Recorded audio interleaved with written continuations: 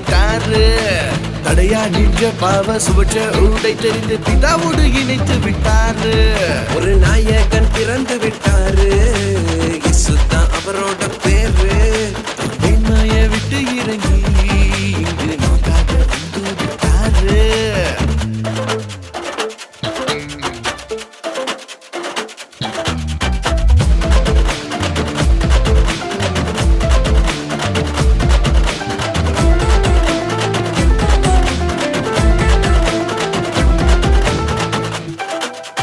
ஆதாம் செய்த தப்பால கிருபைய போக்கடித்தோம்.